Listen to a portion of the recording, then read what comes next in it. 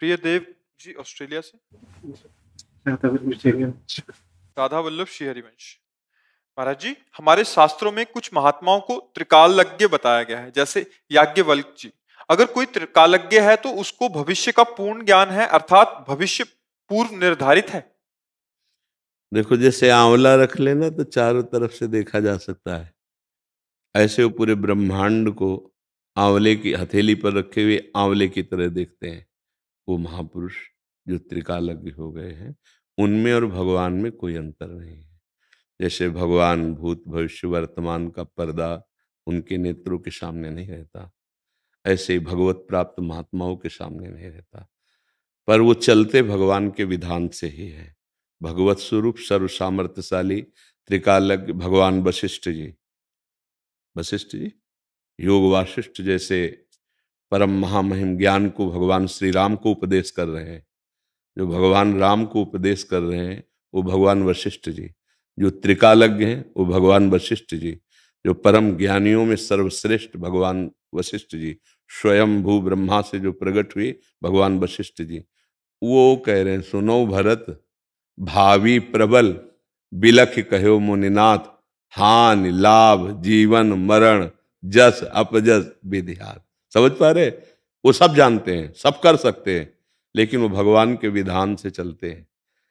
राम जी की कुंडली और सिया जी की कुंडली, सदानंद जी ज्ञानियों के परम गुरु जनक जी के आचार्य और ये दशरथ जी के आचार्य भगवान वशिष्ठ जी, दोनों ने मिलाई थी। कोई त्रुटि हुई थोड़ी हुई थी।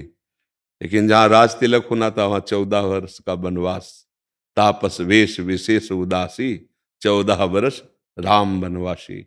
फिर सिया जी का हरण लंकाधिपति रावण ने, फिर भयानक युद्ध, इधर महाराज दशरथ जी का पधारना, पूरी अयोध्या को 14 वर्ष भारी वियोग में तड़पते हुए व्यतीत करना, क्या क्या लीलाएं।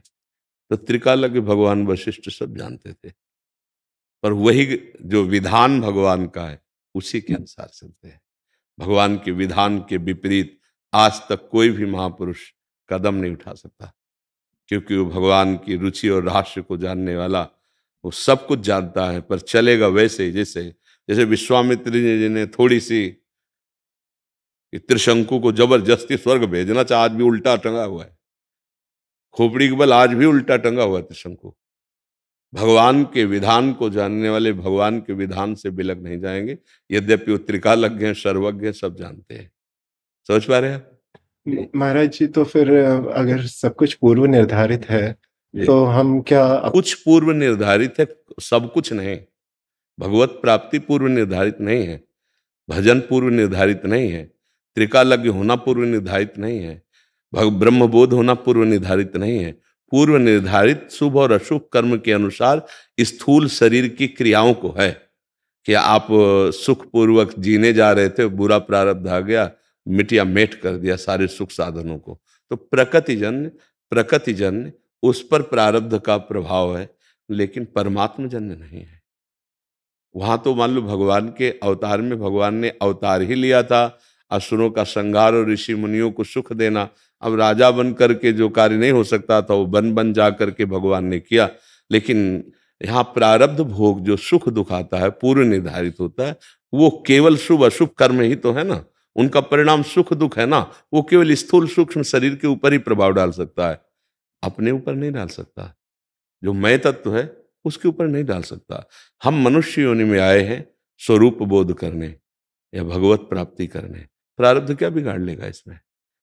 शुभ अशुभ कर्मों को तो हम विध्वंस करेंगे भजन बल से, परमात्मा प्राप्ति के लक्ष्य से भजन करते हुए साधना करते, शुभ अशुभ का नाश करके हम परम पद में आरूढ़ होने आए हैं। शुभ अशुभ को भोगने केवल पशु की तरह नहीं आए हैं। यह शुभ अशुभ केवल भोगता पशु ही होता है। मनुष्य जो होता है शुभ अशुभ दोनों से ऊपर उठने के लिए आया है। समझ पा रहे आप?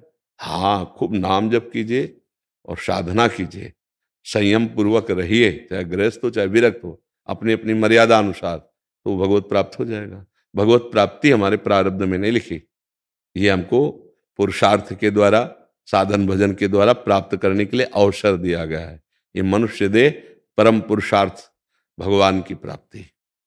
अगर हमारा पुरुषार्थ भोग संग्रह और भोगनों में लगा तो फिर पशु से ज्यादा जैसे सुअर कुत्ता है, नींद आती है, बच्चे पैदा करते, भोजन पाते हैं, खेलते रहते हैं, दिन भर आहार ढूंढते रहते हैं। अगर इतने केवल मनुष्य में है तो फिर दुर्लभ देह काहे को कहेगी? दुर्लभो मानुषो देहो देहिनाम क्षण भंगुरा तत्रापि दुर्लभम मन्ये तो वैकुंठ प्रिय दर्शनम।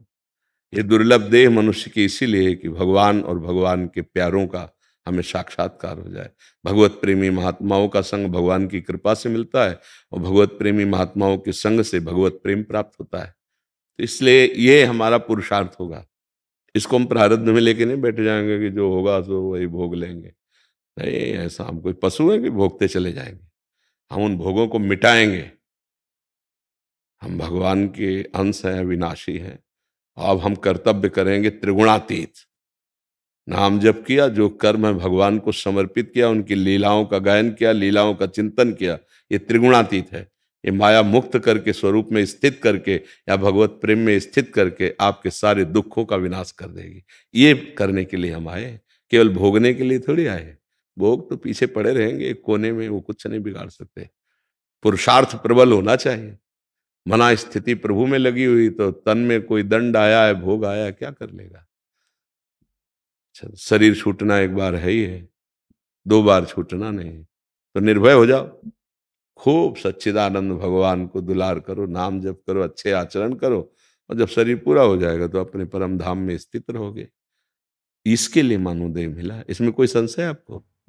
तो महाराज जी इसका अर्थ हो कि जो प्राकृतिक घटनाएं हैं, हाँ, जो गुणों के अंतर्गत हैं, वो शुभ अशुभ, वो तो जितना शरीर की रचना हो गई ना, वो आएगा समय पे, चाहे कोई महात्मा हो चाहे दुरात्मा हो।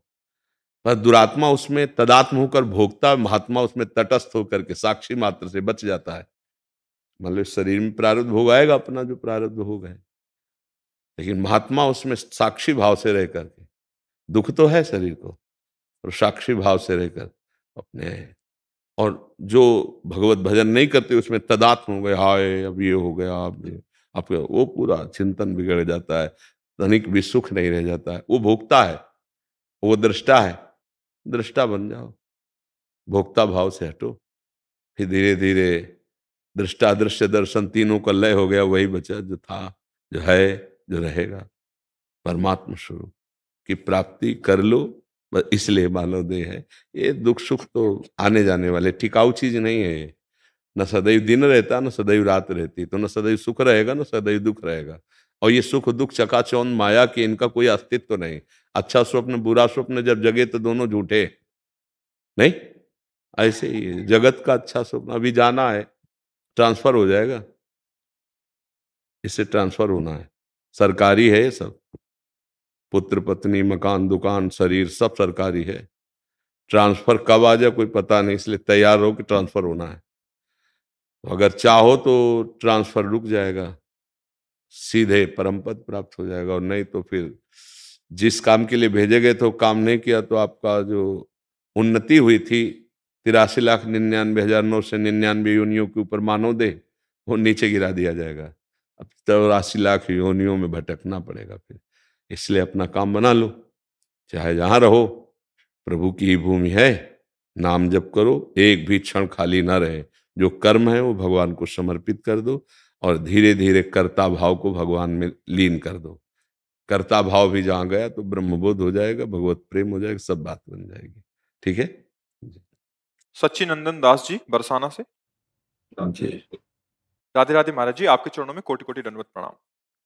महाराज जी, हमारे कंठ से महामंत्र गुरु मंत्र की, महाराज जी इनका भाव ये था कि ये मंत्र इनके गुरुदेव से आज्ञा हुई कि नाम मंत्र जप करो। फिर इन्होंने मंत्र जप जैसे स्टार्ट किया और काफी समय जब स्टार्ट रखा तो इनके कंठ से महामंत्र गुरु मंत्र की आवाज इनको ऐसा लगा कि कंठ से आ रही है, फिर अचानक बंद हो गई। फिर इनको ये कह रहे हैं कि इनको समझ नहीं आ रहा कि हमसे कोई अपराध हो गया, हमारा भजन कम हो रहा है। मतलब महाराज जी ये उसी संशय में कि अभी वो आवाज फिर कैसे आएगी, या वो क्या था महाराज जी ऐसा? देखो, 4 वाणियां हैं।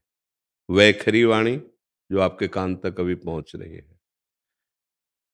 मध्यमा जो कंठ से होती है, पश्यंती जो हृदय से होती है, परा परावाणी भगवत स्वरूप है। साधक जब वैखरी से अभ्यास करता है तो जिस जप प्रणाली को वाचिक उपांश और मानसिक कहते हैं, तो जब कंठ से मंत्र चलने लगता है तो इसका मतलब होता है अच्छा परिपक्व साधक, बहुत अच्छी साधना हो रही है, तो उसका कंठ से नाम जब स्वाभाविक ऐसे चल रहा है। अब उसको वही सुनाई देता है, वही दिखाई देता है, उसी में मस्त रहता है। अब इसमें दो विक्षेप पढ़ सकते हैं, एक पढ़ सकता है वैष्णव अपराध से और एक पढ़ सकता है खान पान से, कुसंग खान पान का या फिर वैष्णव अपराध। किसी भगवत प्रेमी महात्मा के प्रति दोष दर्शन, किसी भगवत प्रेमी महात्मा की नाम जापक महात्मा की निंदा कर देना, इन बातों से फिर नाम रुक जाता है। या फिर कोई अशुद्ध भोजन हो जाना, पर अशुद्ध भोजन वाला 2-3 दिन ही विक्षेप पहुंचेगा, इसके बाद चालू हो जाएगा। पर यदि लंबे समय तक ऐसा नहीं है तो खोजना चाहिए।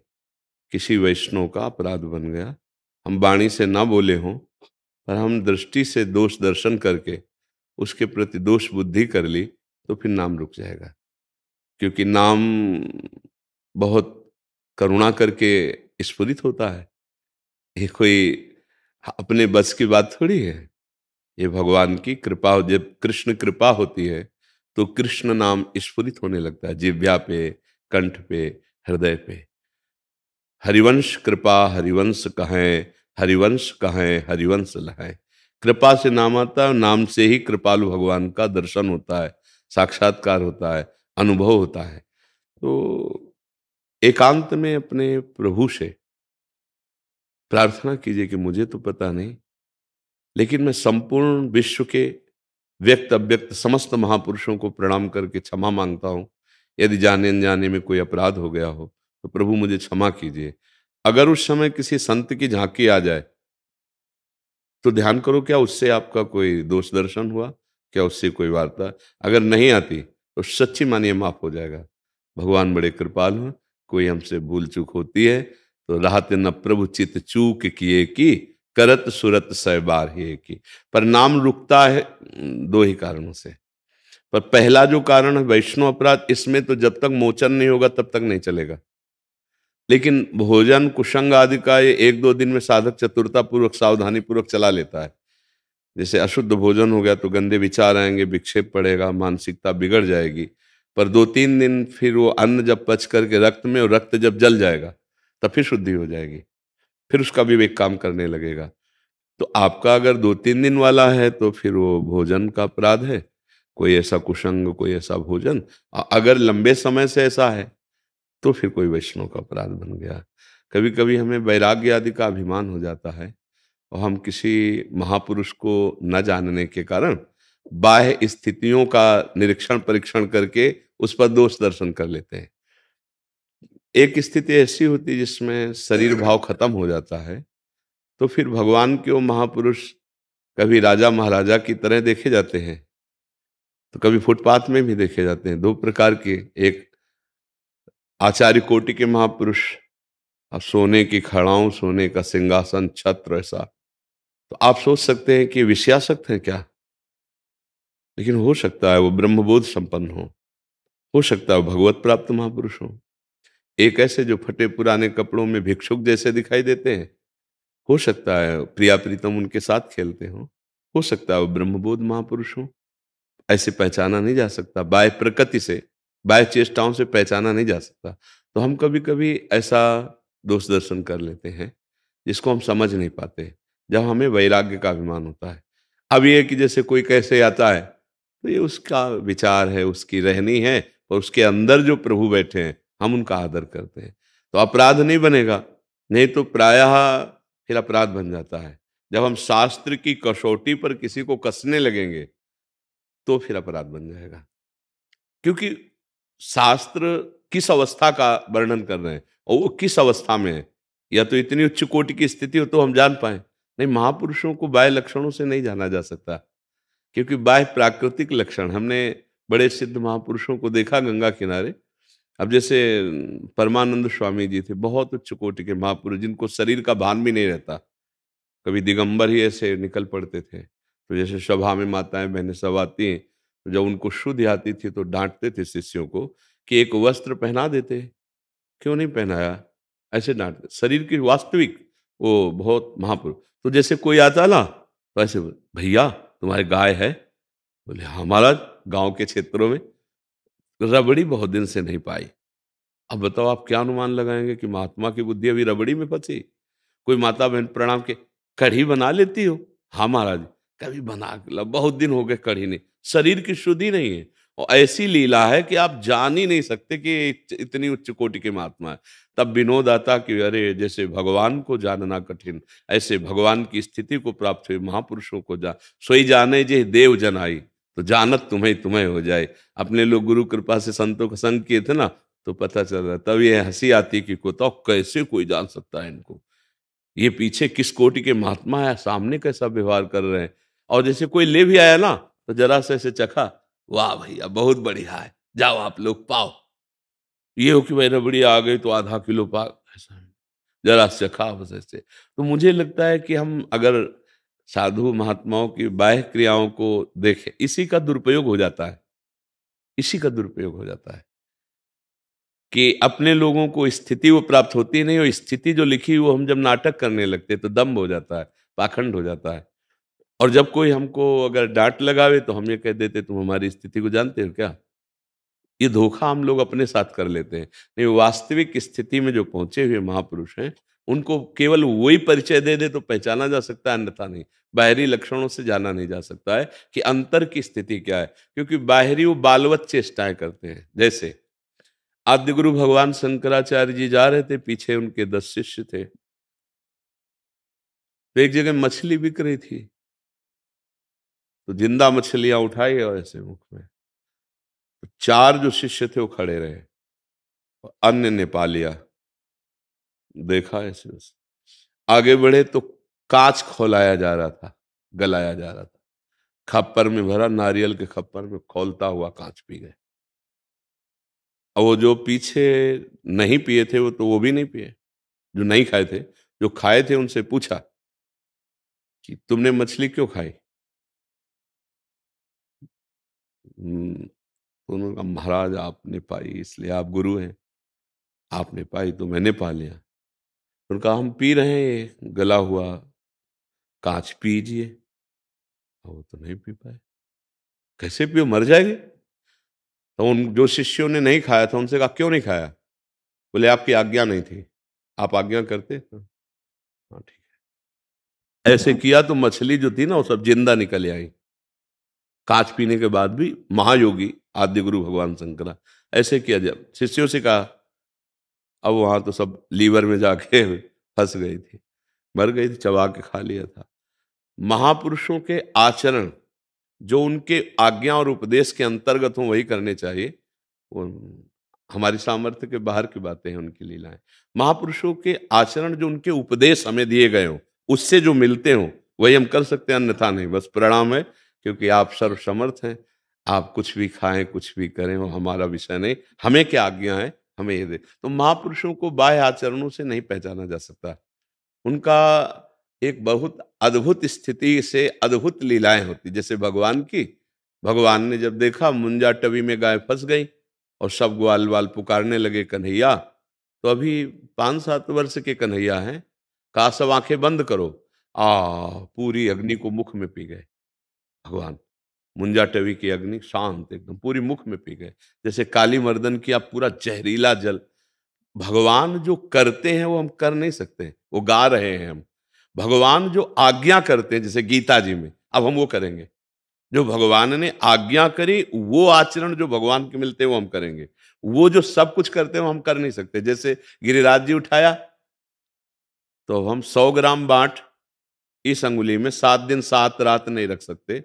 वो 21 किलोमीटर के गिरिराज जी पूरे उठा के 84 कोस के ब्रजवासियों की रक्षा, वो भगवान है, हम उनकी समानता थोड़ी कर सकते हैं। जैसे लोग कहते हैं भगवान माखन चोरी करते थे, चोरी वो करे जिसके घर में ना हो। मान लो भगवान ने ना मानो आप, तो नंद बाबा के यहाँ भगवान जो प्रकट हुए, तो नंद बाबा के यहाँ 9 लाख गवें थी। तो वहां दूध बाल्टियों में थोड़ी रखा जाता था, कुंडों में रखा जाता था। दूध कुंड, दही कुंड, घृत कुंड, ऐसे मक्खन के कुंड। जिनके यहाँ लाला दिन भर स्नान करे तो कुंडों को पार नहीं पाएगा, वो लाला दूसरे को माखन चोरी करेगा। नहीं, जिन गोपियों का भाव हुआ कि काश जैसा यशोदा मैया को सुख देते हैं ऐसे मेरे घर में आए, उपद्रव करे सखाओं के साथ और मैं इनको पकड़ूं, फिर ये डर पे, फिर मुझसे क्षमा मांगे, ये मैं जैसे मैया के साथ सुख वो मैं ले, तो भगवान ये था माम प्रपद्यन्ते तास्त्र, वैसे चोरी चोरी चुप चुप जाते साथ अपने सखाओं के साथ और वही उपद्रव करते जो जो सोचा था, और वैसे ही वो जब पकड़ती कलाई भगवान की और भगवान डरप के देखते निहाल हो जाते कि तो अब इस बात को हम कहते हैं कि भगवान ने माखन चोरी की, नहीं नहीं, हमें भगवत लीलाओं को किसी विज्ञ महापुरुष से समझना होगा। ऐसे ही भगवत प्रेमी महात्माओं की जो ऊंची अवस्था के होते हैं उनकी बाह्य लीला हम नहीं समझ सकते। तो जब हम बाह्य लीला पे दोष दर्शन करते हैं तो फिर हमारा भजन रुक जाता है। तो हमें चाहिए सब में भगवत भाव करते हुए अपने को सुधारना है, अपने को भगवत भाव में लाना है। ठीक है, आप एकांत में श्री जी से प्रार्थना करना, वो सबकी स्वामिनी है। अगर वो कोई छवि तुम्हारे मस्तिष्क में देती है कि आप उस महात्मा से मिले, कभी उससे दोष दर्श, तो आप जा करके प्रणाम करें, क्षमा याचना करें। अगर कोई चित्र नहीं आता आपके मानो तो श्री जी क्षमा कर देंगे, बहुत कृपालु करना में जी। हरीश प्रताप सिंह जी। राधे राधे। राधे राधे महाराज जी। महाराज जी, अभी तक मैंने किसी को भी गुरु रूप में स्वीकार नहीं किया है।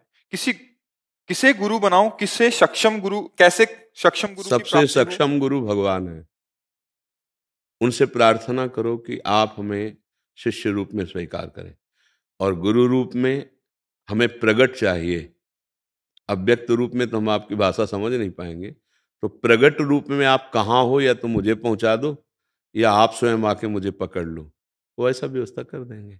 बंदो गुरुपद कंज कृपा सिंधु नर रूप हरि, महामोह तम पुंज जासु बचन रवि कर निकर। गुरुदेव भगवान साक्षात श्री हरि हैं, हरि ही गुरुदेव भगवान हैं, पर कहाँ हैं? सर्वत्र हैं, पर मैं ढूंढ नहीं पा रहा हूं। तो हे हरि, हे गुरुदेव, आप मुझे ढूंढ लीजिए, मुझे पकड़ लीजिए, या मुझे वहां पहुंचा दीजिए। बस उनसे प्रार्थना करो, और जिनके देखते ही हृदय शांत होने लगे और ये बात लगने लगे कि हमारी खोज खत्म हो गई, वहीं अपने आप को समर्पित कर दो। जिनके देखने से, जिनके संभाषण से ऐसा लगे कि जो मेरी खोज थी वो खत्म हो गई, अंदर से लगे, बस किसी की सलाह की जरूरत नहीं है, बस उनकी वाणी को मान लो, आपका भव समुद्र से उद्धार हो जाएगा। गुरुदेव अखंड मंडलाकारम व्याप्तमेन चराचरम, चर अचर सब में गुरुदेव विराजमान है।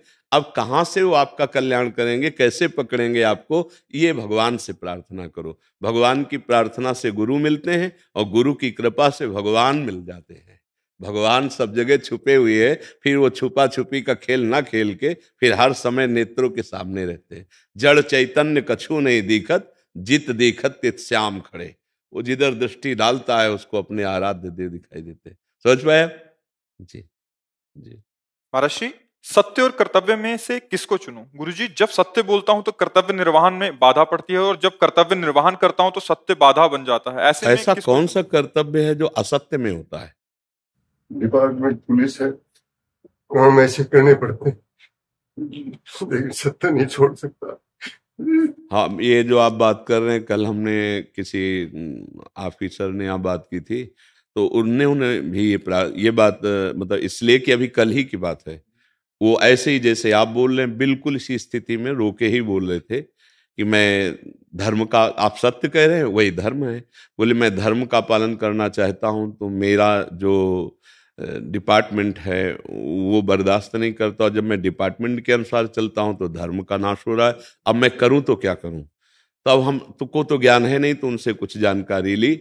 अब ये समस्या तो बड़े से शुरू हो, सुधार तब हो सकता है, जो बड़े हैं वहां से सुधार शुरू हो तो हो सकता है, अन्यथा छोटे वाले तो फिर पिसते ही हैं इस बात में। अब वो नौकरी छोड़े तो फिर कैसे परिवार का पोषण हो, कैसे राष्ट्र की सेवा बने, और राष्ट्र सेवा और नौकरी का निर्वाह करना चाहता है, तो अब वो जान रहा है गलत है फिर भी उसे करना पड़ रहा है, तो अब ये दुविधा तो इसमें आ ही जाती है। पर मुझे लगता है कि कुछ भी छूटे, अगर हम सत्य को नहीं छोड़ेंगे तो हमें कोई परास्त नहीं कर सकता। पर ये जरूर है, सत्य पे चलने वाले को गिराने का प्रयास बहुत होता है। अगर आप सत्य पे चल रहे हो तो आपके बड़े लोग आपको फंसा सकते हैं, ना मानोगे, भोगो, फिर फंसा सकते हैं। और मुझे ये लगता है जब कि अगर वो बड़े जन जो अधिकारी जन हैं वो ये नहीं जान रहे हैं कि मैं अधर्म के द्वारा अपनी उन्नति चाह रहा हूं, तो मुझे लगता है कि उनको वहां तो उन्नति मिलती दिखाई देगी, लेकिन घर में कभी शांति नहीं होगी, कभी वो चैन से सो नहीं पाएंगे। अब जब हमसे ऐसे अपराध होंगे कि हम जानते हैं कि ये निरपराधी और हम उसे दंड देंगे, तो क्या मेरा जीवन सुखमय हो जाएगा? मुझे तो नहीं लगता। ये ना राष्ट्र सेवा बनी, ना वास्तविक कर्तव्य का पालन हुआ। देखो, वास्तविक कर्तव्य के पालन के लिए जो पोशाक मिली है, इसका निर्वाह करने के लिए सत्यमेव जयते लिखा होता है ना हमारे राष्ट्रीय, सत्यमेव जयते। और ये वर्दी भी जब मिली है तो सत्यमेव जयते के लिए ही मिली है। अब यदि हम निर्दोष का जो अपराध नहीं किए उसका किसी भी तरह से अहित करते हैं और दोषी को बचा लेते हैं, तो सत्यमेव जयते तो नहीं हुआ ना। तो उसका अपराधी तो मैं बना ना, जानते हुए अपराध करना। पर बस यही है कि जो आपने प्रश्न किया कि अगर सत्य पे चलते हैं तो कर्तव्य छूटता है, कर्तव्य पे चलते हैं तो सत्य छूटता है। अब इस जगह हम उत्तर आपको इसलिए नहीं दे सकते कि वो होना चाहिए जो आपको असत की प्रेरणा करता है, उसका सुधार हो, तब आप सुधर। ये तो है ही है, आप तो अपना परम मंगल चाहते है ही है। पर ये आपकी केवल बात नहीं, सैकड़ों ऐसे प्रश्न हैं। कोई भी डिपार्टमेंट हो, जब बड़ा अधिकारी आदेश करेगा तो छोटा जो है वो अनुगामी है, उसको तो ऐसा करना ही होगा। अब इस स्तर पर सत्संग जब उनको पहुंचे और वो अपना सुधार करें, तब नीचे से सुधार शुरू हो जाए। आप विरोध करोगे, आपको फंसा दिया जाएगा या आपको हटा देने का प्रयास कर दिया जाएगा। बहुत से ऐसे पॉइंट होते हैं जिनमें आपकी वर्दी उतर जाएगी, जिनमें आपको दंड मिल सकता है। 3 बार सस्पेंड हो चुके हैं। हाँ, वही कह रहा हूँ जी, वही कह रहा हूँ कि फिर उसमें अब इस पर कैसे कैसे कर सकता हो, मतलब इस पर तो नहीं, सत्य छोड़ना नहीं चाहता जी ना, मैं छोड़। बड़े भाग्यशाली हो जो आप सत्य के प्रति ऐसी निष्ठा। पिछले 6 महीने से राम जप रहा हूँ जी, और बहुत आनंद आ रहा है। अब मेरे को तसल्ली होगी। अब वैसे सत्य वाला थोड़ा दुखी हो सकता है, लेकिन परास्त नहीं हो सकता। जैसे युधिष्ठिर जी को 12 वर्ष का वनवास, 1 वर्ष का अज्ञातवास उन कपटियों ने दिलाया ना। शकुनी सिद्ध पांसे थे कपट के, और दिलवा दिया। पर सिंहासन पर बैठे महाराज युधिष्ठिर, और विनाश हुआ कौरवों का पक्का। अगर सत्य पे चलोगे तो वो आपसे बड़े जरूर हैं, लेकिन उनको भय रहेगा आपसे, ये बात जरूर होती है। तुमको देखते ही उनके हृदय में एक जलन पैदा हो जाएगी, ये आदमी टूटने वाला नहीं है। अब या तो इसको निकाला जाए, और या फिर इसके आगे हमें झुकना ऐसी पड़ेगा। ड्यूटी लगाते हैं जाल जी, कोई भी निकल आता तो कहते हैं इसको भेज दो, ये करेगा। उसको पता है उनको इसमें अपनी बात पढ़ा रहना, ये गलत काम नहीं करेगा। हाँ, पर अच्छा है, तुम चिंता मत करो, जहाँ कोई नहीं होता वहाँ हरि होते हैं, नहीं, वहाँ वो भगवान होते हैं। हरि ने अपना रूप दिखा दिया। हाँ, सत्य पे तुम हरि चलते ने रहे रूप दिखा दिया जी। बेटी मेरी सबसे बड़े कॉलेज में पढ़ते, बेटा मेरा यूएसए चला गया, मैं इतना प्रसन्न हूँ। हाँ, नहीं, धर्म से और सत्य पे चलने वाली की विजय होती है। बच्चे चले गए, मैं अब और भी ज्यादा प्रसन्न हो गया कि सच में परमात्मा मेरे साथ है। हाँ बिल्कुल, आप हारना नहीं। पर ये बहुत मतलब बहुत ही पीड़ा का विषय है कि जो बड़े स्तर से अपने नीचे वालों को इस तरह से दबा करके मतलब अधर्माचरण कराया जाए, तो मतलब ठीक नहीं है। तो कुछ ऐसी बातें हैं जो बड़े स्तर से सुधार होना चाहिए। जब बड़े स्तर से सुधार हो तब, जैसे कोई बड़ा जज है, बड़ा वकील है, बड़ा पुलिस अधिकारी है, या हमारे राष्ट्र का कोई बड़ा सेवक है, अगर वो धर्म को समझ करके धर्मात्मा होकर चले तो बड़ा मंगल हो जाएगा। मंगल नहीं हो जाएगा? कई ऐसे मतलब समस्या के क्षेत्र आते हैं कि यहाँ वहां अर्थ की ही प्रधानता नहीं है, वहां बड़ों की आज्ञाएं आदेश है, आपको ऐसा करना पड़ेगा। फिर क्या करें? तब हमको चुप होना पड़ता है कि हाँ, बड़े से सुधार होना चाहिए। अगर बड़े से सुधार नहीं होगा तो बेचारा अपने पद को छोड़े, अपनी ड्यूटी को छोड़े, तो फिर संसार में कैसे जिएगा? क्योंकि उससे परिवार जीता है, परिवार का भरण पोषण होता है। जैसे आपने बताया बच्चे हैं, उनको पैसे चाहिए, वहाँ पढ़ने के लिए चाहिए, तो आप धर्म पूर्वक जो कमाते हैं देंगे, वो बुद्धि शुद्ध होगी। अधर्म पूर्वक होगा तो परिवार की बुद्धि अशुद्ध होगी और आपकी पक्की हानि हो जाएगी। ये इसलिए धर्म से चलो। मुझे लगता है धर्म से चलने पे थोड़ा दुख संकट आ सकते हैं, लेकिन विजय और आनंद जैसा आप अभी अनुभव करते हैं वो जरूर प्राप्त होगा। अधर्मी कभी सुखी नहीं हो सकता। थोड़े दिनों के लिए तुम्हें दिखाई देता है, फिर इसके बाद जो उसका पतन होता है। जब तक शुभ कर्म रहते हैं तब तक ठीक है, और जहां शुभ कर्म हटे पतन होता है, फिर दुर्गति हो जाती है। रवि श्रीवास्तव जी। राधे राधे।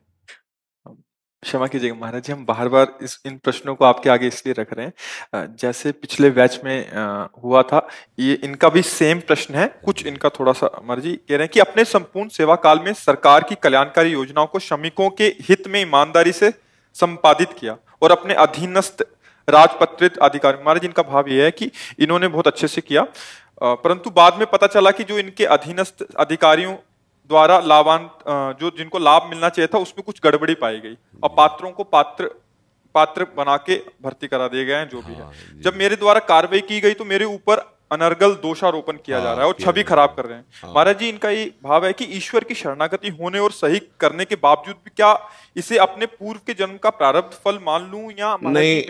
इसमें ये मानना है कि जैसे साक्षात धर्मराज के अवतार हैं, धर्मराज युधिष्ठिर सीधे धर्मराज से युधिष्ठिर रूप में आए हुए हैं, और उनके द्वारा कोई अधर्माचरण भूल के भी नहीं हो सकता, लेकिन उनके साथ छल किया गया, कपट किया गया।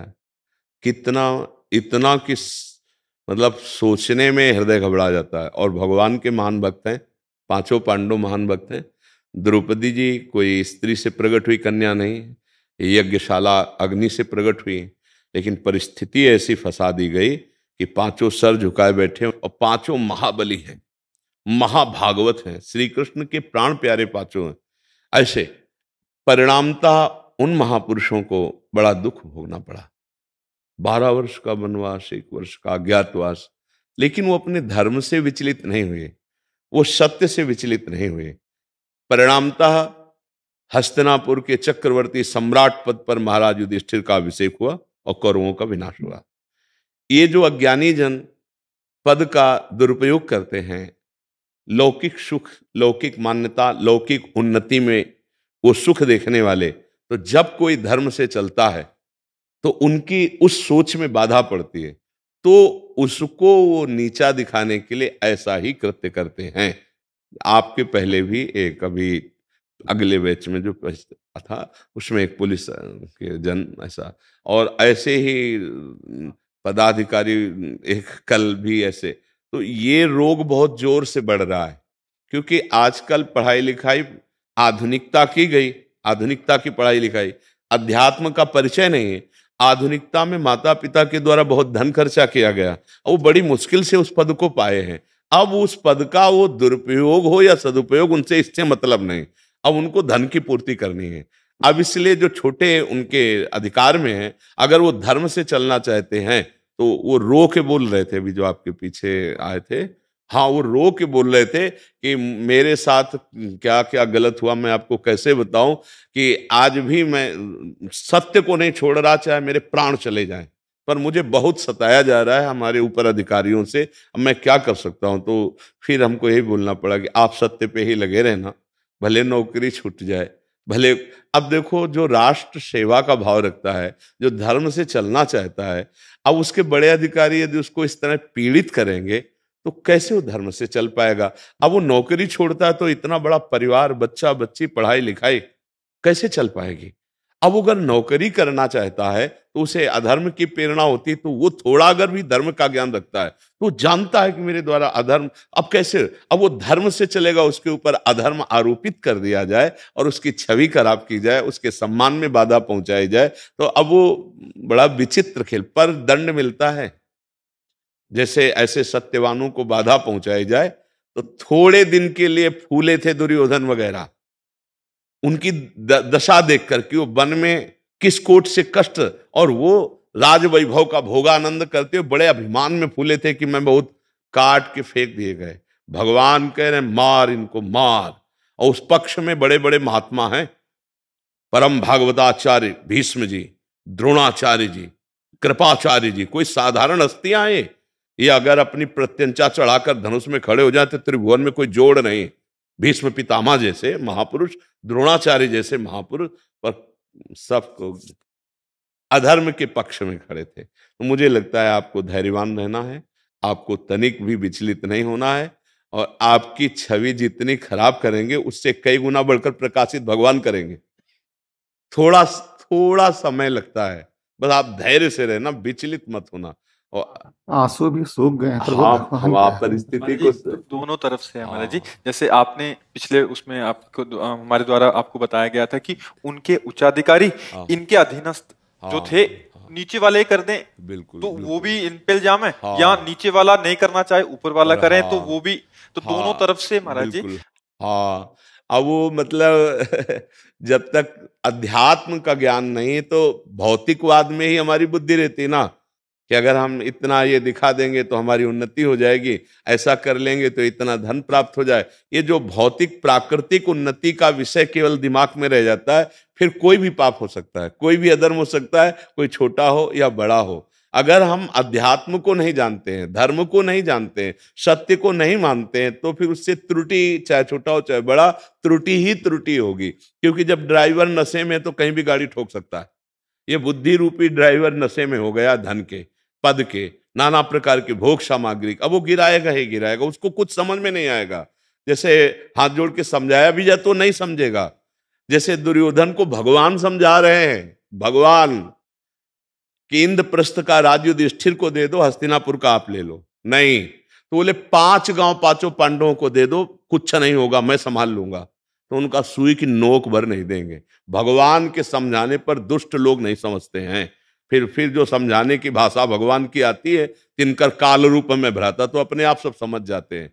कोई भी मनुष्य हो, यहाँ अविनाशी नहीं है शरीर, तुम्हारे पास कुछ नहीं जाएगा, चाहे जितना बैंक बैलेंस कर लो, चाहे जितने बड़े पदाधिकारी हो, जो पापाचरण कर रहे हो वही लाद के जाओगे, यहां भी दुखी और परलोक में भी दुखी। जो थोड़ा धर्म से चलना चाहता है, तो मुझे लगता है कि अगर मैं धर्म से न चल पाऊं तो उसको तो सपोर्ट दे दूं, ए भाई तू ही धर्म से चल रहा है, मेरी तो क्षमता नहीं कि मैं धर्म से चलूं, लेकिन मैं तेरा विरोध नहीं करूंगा, तो धर्म से चल, इतनी बुद्धि शुद्ध हो जाए तो काम बन जाए। पर वो जब धनाभिलाषी पदाभिमानी होता है तो फिर उसकी बुद्धि भ्रष्ट हो जाती है। और नाम जप के लिए इसीलिए हम प्रार्थना करते हैं कि नाम जप के बिना बुद्धि का शुद्ध होना असंभव है। अगर हम नाम जप करें तो सही माने में बुद्धि शुद्ध हो जाएगी, सही माने में हम सुखी हो जाएंगे। आप धैर्यवान बनिए, कोई कुछ नहीं बिगाड़ सकता। ये तो परिणाम में हम बता रहे हैं। वर्तमान की परिस्थिति में दुखद परिस्थिति आ सकती है, लेकिन परिणाम की परिस्थिति में सत्य ही विजय को प्राप्त होता है। धर्मो रक्षति रक्षिता, धर्म उसकी रक्षा करता है। आज तक इतिहास साक्षी है, कभी धर्मात्मा और सत्यवान का नाश नहीं हुआ। अधर्मी फूले हैं जरूर कुछ दिनों के लिए, लेकिन जड़ से नष्ट हो गए हैं। चाहे वो दशानन हो, चाहे वो शास्त्राबाहु अर्जुन हो, या कोई भी हो, थोड़े दिनों के लिए फूला और इसके बाद फिर नष्ट हो गया, जब अपने कर्तव्य को भूल। अब कोई था क्या त्रिभुवन में रावण का सामना करने वाला? काट के फेंक दिया भगवान ने। ऐसे बंदर जो है लात से जैसे वो बाल खेलते हैं ना, ऐसे मारते थे रावण की खोपड़ियों, क्योंकि सैकड़ों बार काटी गई थी खोपड़ियां, तो बहुत सी खोपड़ी थी। तब मंदोदरी ऐसे छाती में हाथ रख के रावण के कहा, राम विमुख हस हाल तुम्हारा, रहा न कोकुल रोवनिहारा। जब वो दंड देता है ना मालिक, गाड़ी में बैठे हैं, शीशा लाख है और आग लग गई, अब निकलने का अवसर नहीं, उसी में भुन गए। उसी में बहुत वो विनाशकारी भी है, पालनकारी भी है और सृजनकारी भी। वही एक शक्ति है जो सृजन भी करती है, पालन भी करती है और संहार भी करती है। तो ये डरते रहना चाहिए कि यदि अधर्म करोगे तो तुम सुख सुविधाएं जमा कर लो, वही सुख सुविधाएं तुम्हारे नाश का कारण बन जाएंगी, पक्का। अंतिम फाइनल में देखना, ये जो बहुत अधर्माचरण करके पुत्रों के लिए धन जमा करते हैं ना, तो बुढ़ापे में पुत्र थप्पड़ मार के घर से बाहर निकाल देते हैं। तो इसीलिए कहते हैं कि ये तो बाहरी अभी ब्याज है, अभी मूल मिलेगा। मानव जीवन परमानंद के लिए, सत्य के लिए, धर्म के लिए मिला है। कोई तुम पशु थोड़ी हो कि केवल निद्रा भय आहार मैथुन इसमें जीवन काट दो। इसका भी दंड मिलेगा। आप चाहे जितना ठीक चले, यदि आपने भगवान का भजन नहीं किया तो दंड मिलेगा आपको। जैसे आपको अमेरिका भेजा गया, हमारी भारत सरकार ने वहां बंगला की व्यवस्था कर दी, सब व्यवस्था कर दी, गाड़ी व्यवस्था, और अपना सरकारी काम दिया, भारतीय सरकारी काम दिया। अब आपने बच्चे को पढ़ाया, बच्चे पैदा किए, खूब मौज मस्ती से रहे, 20 साल बाद वापस आए। अब आपको मांगा क्या कि जो सरकार, बोले नहीं जी हमने तो अपने बेटे को पढ़ाया, बेटी को पढ़ाया, दोनों का ब्याह किया, ये नहीं, सरकारी काम जो भारत का के कार्य से गए थे आपने वो कुछ नहीं, तो उसको दंड मिलेगा, दंड मिलेगा ना। ऐसे ही हम गर्भ में वादा करके भगवान से आए कि इस बार मैं भजन करके जीवन मुक्त हो जाऊंगा। मानव देह भजन करने के लिए मिला है। जो न तरय भवसागर अस समाज नर पाए, स्वति निंदक मंदमति आत्महनन गति जाए। तो ये विचार अध्यात्म के सत्य के, अब जब सत्संग ही नहीं सुना जा रहा, धर्म से ही नहीं चला जा रहा, तो बुद्धि मंद होती चली जा रही है। बस उसका लक्ष्य धन बन गया, उसका लक्ष्य और हमारा पद बड़ा हो जाए और हम धनी हो जाए, और हम ऐसे फिर कैसे सुधार हो सकता है। आज जो अध्यात्म का स्वरूप है वो बिगड़ता चला जा रहा है। अगर हम अध्यात्म को जानते भी हैं तो उसे हम बेचना शुरू कर दिए हैं। अध्यात्म कभी पैसे से नहीं खरीदा जा सकता और पैसे से कभी अध्यात्म नहीं मिलता। अध्यात्म में पैसा का प्रधानता नहीं होती और पैसे की प्रधानता में अध्यात्म नहीं होता। अध्यात्म कभी बिकता नहीं है, वो स्वयं अपना स्वरूप है। अपने आचरणों को सुधारना अध्यात्म है। अगर ये समझा जाए कि पैसे देकर हम अध्यात्म सुनियावें, पैसे देकर हम अध्यात्म ध्यान कर लें, पैसे देकर हमें ज्ञान प्राप्त हो जाए, तो कुछ नहीं, जीरो पे जीरो, और पैसे का महत्व ऊपर से और बढ़ जाएगा। अध्यात्म होता है स्वरूपगत, अर्थात परम स्वतंत्र और फ्री। ये भगवान का मार्ग है।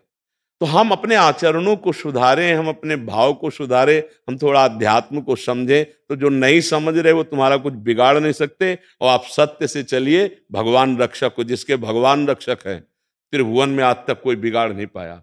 इतने दिव्यास्त्र मारे गए अर्जुन के ऊपर, खरोंच नहीं आई अर्जुन के। दिव्यास्त्र जो भस्म कर दे, मैं रथ सहित, आग्नेयास्त्र, वरुणास्त्र, बड़े बड़े दिव्यास्त्र। भीष्म पितामह द्रोणाचार्य दिव्यास्त्रों के आचार्य हैं। तो जब युद्ध हो गया तो अर्जुन से कहा तुम नीचे उतरो, तो उनका आज तक तो ऐसा नहीं हुआ, क्योंकि सारथी पद में आप हैं, आप पहले नीचे उतरते हैं। बोले जो मैं कह रहा हूं आज्ञा कर रहा हूं। अर्जुन नीचे उतरे, जय भगवान उतरे, भस्म हो गया, रथ ही भस्म हो। बोले प्रभु, बोले ये तो पहले ही भस्म हो गया था दिव्यास्त्रों से, मेरे कारण ये रुका हुआ था। तो आप सच्ची मानिए, हमारे प्रभु जैसे अर्जुन को प्यार करते हैं वैसे हर जीव को प्यार करते हैं।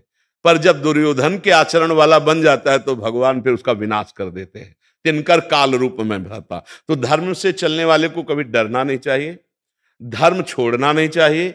एक दिन जरूर तुम्हारी विजय होगी और तुम्हें कोई नीचा नहीं दिखा सकता, ये पक्की बात समझ लो। नीचा दिखाने वाले को खुद भगवान ऐसा फंसा के नीचा दिखाएंगे, अरे वो बड़े लीला बिहारी है, तुम्हारे हाथ से अनजाने में ऐसा कर्म करवा देंगे, तुम्हें भोगना पड़ेगा। हम कहते हैं इसलिए कि नाम जप करो, धर्म से चलो। कोई पाप ऐसा है जो कोई नहीं जानता है, वो तुम्हें खा जाएगा, समय आने पर नष्ट कर देगा। डरो पाप करने से। जैसे है कि हमारा तो कोई खुला नहीं और सब चल रहा है, आज चल रहा है, जब कल वो फल देगा ना तब विध्वंस हो जाएगा, कुछ भी तुम्हारे हाथ में नहीं रह जाएगा। तो आप तो सत्य पे चलने की बात, धर्म के चलने की बात अपने मन में ठाने, तो आप डरिएगा नहीं, ना छोटा बिगाड़ सकता है ना बड़ा बिगाड़ सकता है, क्योंकि छोटे बड़े सब उसी के आकाश के अंतर्गत है जिसको आप देख रहे हो। और जो आकाश का भी अवकाश है वो है परमात्मा, जो ईश्वरों का भी ईश्वर, सब शासकों का शासक है। वो जब न्यायाधीश न्याय करता है तो कोई भी हो फिर उसके आगे नहीं चलता। इसलिए उसका भरोसा रखो, जो सबका ईश्वर, सबका मालिक है, सत्य है, धर्म है, वो कभी झुकता नहीं। आप ध्यान रखना, धर्मवान अधर्म से कभी झुक नहीं सकता, पक्का। कोई भी अधर्मिक चाहे जितने बड़े पद में, उसे तोड़ नहीं सकता। धर्म का एक बहुत बड़ा स्वरूप होता है और धर्म तत्काल परास्त करता है अधर्मी को, उसका प्रभाव। सम्राट अकबर यहां आया आगरे में, तो देखा यहां ब्रज के सब जितने, तो तिलक कंठी, तो उसको जलन सी हुई और उसने कहा कल से जो दरबार में तिलक लगा के आएगा उसके मस्तक को आग के गोले से दाग दिया जाएगा। सम्राट का फरमान। अगर गले में कंठी बांध के आए तो गला काट दिया जाएगा। अब जो लगा के सब आते थे, सो दूसरे दिन मधुकर शाह हरिराम व्यास जी के शिष्य महाभागवत राजा, ओरछा के राजा थे मधुकर शाह जी। उन्होंने सोचा कि तिलक तो भगवान का है और ये एक मुल्क का बादशाह है और मैं अनंत मुल्कों के बादशाह का दासत्व लगाए हूं, क्या मैं इसकी धमकी से छोड़ दूं? गर्दन ही तो कटेगी ना। तो पहले तो अंगरखी पहन करके जाते थे ऊपर, उस दिन अंगरखी भी उतार दी, केवल धोती, 12 तिलक, बड़े बड़े 12 तिलक लगाए, खुला, मोटी कंठी की माला और तलवार खोसी और पहुंच गए। अकबर ने देखते ही कहा, ए मधुकर शाह, तुमने फरमान नहीं सुना था? बोले सुना था। तलवार खींची और कहा, आप एक मुल्क के बादशाह और ये तिलक अनंत मुल्कों के बादशाह का है, पहले मेरी गर्दन उतारने के पहले हमसे युद्ध करना होगा। कौन है इसमें? ओ बबर शेर जैसे दहाड़ रहा हो, मानो नरसिंह भगवान का आवेश हो। कांप गया अकबर, तत्काल कहा, अरे अरे मधुकर शाह, मैं तो ये परीक्षा ले रहा था कि वास्तविक तिलक धारण करने वाला कौन। धन्य हो तुम, धन्य हो। सभा में बोलने लगा, धन्य हो तुम, धन्य हो। आज से हमारा तुम्हारे ऊपर बहुत कृपा रहेगी। बोलो क्या तुम्हारी इच्छा है? बोले किसी के भी कंठे तिलक लगाने का रोक ना हो और ब्रजमंडल में कभी कोई शिकार ना करे तुम्हारा आदमी, जो जो चाह लिखवा लिया। अगर अपनी निष्ठा है तो डाउन हो गया वो, और निष्ठा नहीं है तो कितने ऐसे कि भैया आप गर्दन न कट जाए, तिलक नहीं लगा। अपने धर्म और सत्य पे चलने वाले को भय उपस्थित किया जाता है, लेकिन वो भय निष्ठावान को परास्त नहीं कर सकता, कहीं भी किसी भी पद में हो। वो अधिकारी जो पीछे थे वो कह रहे थे कि मुझे ऐसी जगह तैनात किया जाता है जहां कष्ट ही कष्ट मिले, ऐसी परिस्थिति डाली जाती है जिसमें मुझे अपमानित किया जाता है, बार बार मुझे सस्पेंड किया जाता है, बार बार मुझे धमकियां मिलती है, पर मैं क्या करूं? सत्य से चलूं तो कर्तव्य छूटता है, कर्तव्य पे चलूं तो सत्य छूटता है। तो अपने लोग उस समय उत्तर देने से रहित हो जाते हैं। क्यों? क्योंकि बड़े से सुधरना शुरू हो तब उनकी संभाल हो। अब बड़े जब नहीं सुधरेंगे तो आदेश करेंगे तो ऐसा करना होता है, पर अगर वो आदेश का पालन न करे तो फिर उसका कर्तव्य नहीं बनता ना। तो फिर हमें लगता है कि हम लोग जो सत्यमेव जयते, तो इसको पढ़ते नहीं है क्या? ये बड़े बड़े सरकारी ऊंचे उसमें लगा होता है सत्यमेव जयते, फिर ये क्या केवल लिखने के लिए है क्या? बस यही हमें थोड़ा समझना है कि जो भी वो सत्यमेव जयते के लिए है, अब वो सत्यमेव जयते को ना समझने के कारण हम अर्थ प्रधान, पद प्रधान, भोग प्रधान बुद्धि होने के कारण अपना जीवन बर्बाद कर लेते हैं। नहीं तो जो जहां है वो अपने कर्तव्य का ठीक पालन करे और नाम जप करे तो उसको वही भगवत प्राप्ति होगी जो एक योगी को होती है। सत्य मानिएगा, हमारे भगवान की पूरी सृष्टि है और उनकी हर पद, हर कर्तव्य कर्म उन्हीं की सेवा है। वह नाम जप करते हुए अपने कर्तव्य का पालन करे तो वहीं से उसको भगवत प्राप्ति हो जाए। पर अध्यात्म को न जानने के कारण ऐसी दुर्गति होती है, ऐसी गलतियां होती रहती है। पर आप झुकिएगा नहीं, आप अपने मार्ग पे चलिए। एडवोकेट हिमांशु जी, दिल्ली हाई कोर्ट। राधा महाराज जी राधे राधे। महाराज श्री कृष्णा ने गीता में कर्म को प्रधानता दी है, अर्थात कहा है कि कर्म करो, फल की इच्छा मत करो। हाँ, तो महाराज जी नाम जपना क्यों जरूरी है? हाँ, ध्यान दीजिए। पहले तो हम उसी विषय पे बोलते हैं, कर्म नहीं, कर्म योग। अगर आप पूरे शब्द का उच्चारण नहीं करेंगे तो अधूरा हो जाएगा। कर्म योग का वर्णन भगवान ने किया, केवल कर्म का वर्णन नहीं किया। वो पूरा चैप्टर कर्म योग, आगे पूरा चैप्टर भक्ति योग, प्रारंभ जो गीता का किया सांख्य ज्ञान, जो ज्ञान योग कहा जाता है। अगर आप योग नहीं बोलेंगे तो कर्म फिर बांधने वाले होते हैं, चाहे वो शुभ कर्म हो या अशुभ कर्म हो। अच्छा कर्म है सोने की जंजीर, बुरा कर्म है लोहे की जंजीर, लेकिन बंधता दोनों में है। अवश्य में वो भोक्तव्यम कृतम कर्म शुभाशुभम, शुभ और अशुभ कर्म दोनों भोगने पड़ेंगे। समझ रहे ना? अब योग चाहिए जो मुझे कर्म बंधन से मुक्त कर दे, शुभ और अशुभ दोनों से। तो गीता जी बहुत थोड़ा पढ़ोगे तो समझ में नहीं आएगी, और आगे बढ़ो तो उसमें कहते हैं तेसाम सतत युक्ता नाम भजताम प्रीतिपूर्वकम ददामि बुद्धि योगम तम ये न मामुपयांति ते। जो मेरा सतत भजन करता है, नाम जप करता है, मेरा चिंतन करता है, मेरी सेवा करता, मन मना भो मद भक्तो माद्याजी माम नमस्कुरु, तो मैं योग प्रदान कर देता हूं। अब कर्म नहीं रह गया, अब कर्म योग बन गया। कर्म योग बन गया तो उसने विध्वंस कर दिया संचित कर्मों को। फलाकांक्षा रहित होने के बाद उसके हृदय में अद्भुत प्रेमानंद, कर्तृत्व भाव का लीन हो जाना, जीवन मुक्त महापुरुष हो जाना। बिना भगवान के नाम जप किए योग नहीं बन पाएगा। मामनुष्मर युद्ध च, गीता जी से ही मेरा स्मरण करते हुए कर्तव्य कर्म कर। इसीलिए कहते हैं राधा राधा बोलो, हरि हरि बोलो, कृष्ण कृष्ण बोलो, फावड़ा चलाओ या वकालत करो या जो भी कार्य करो, वो तुम्हारी पूजा होगी, तुम्हारा कर्तव्य कर्म होगा। और भगवत स्मरण करोगे तो योग हो जाएगा। कर्म योग हो गया तो भगवत प्राप्ति हो जाएगी। कर्म अकेले हुआ तो बार बार दुर्गति, बार बार लोक लोकांतर के सुखों का शुभों का भोग, लेकिन पुण्य छिड़े मृत्यु लोके विसंति, काम तो बना नहीं। आपको समझ में आ रहा है? इसलिए नाम जपना अत्यंत आवश्यक है। बिना नाम जप किए योग नहीं हो सकता। कर्म होगा, कर्म दो प्रकार के, शुभ और अशुभ, उनका फल अवश्य भोगना पड़ेगा। गीता गायक कर रहे हैं अवश्य में भोक्तव्यम। कब तक भोगता रहूंगा? पूरा स्टॉक लगा हुआ, गोदाम लगा हुआ, अनंत जन्म हो चुके हैं और हर कर्म का फल वो हमें भोगना पड़ेगा। तो अब क्या करें? उसमें आग लगनी चाहिए गोदाम में। जो हमारे संचित कर्म है वो नाम जप से होगा। जो क्रियमाण है, हमारी बुद्धि शुद्ध हो कि हम कौन से कर्म करें जिससे हमारा मंगल होगा, वो बुद्धि नाम जप से होगी। इसीलिए कहते हैं नाम जप करो। बहुत शोध के बोलते, ऐसा थोड़ी मनमानी बोलते, बहुत शोध के, हर शास्त्र का, हर संत महापुरुष का जो अनुभव है उनका संग करके तब ये बोलते हैं। ऐसे नहीं कि हम वो केवल भावुकता में बोलते हैं। नहीं, हम भावुकता वाले पुरुष नहीं हैं।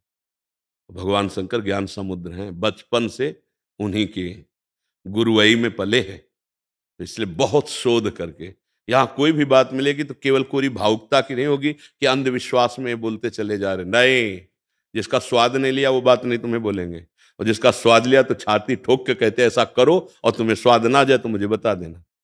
ठीक समझ में आ रहा जी? राधा राधा राधा राधा राधा राधा राधा राधा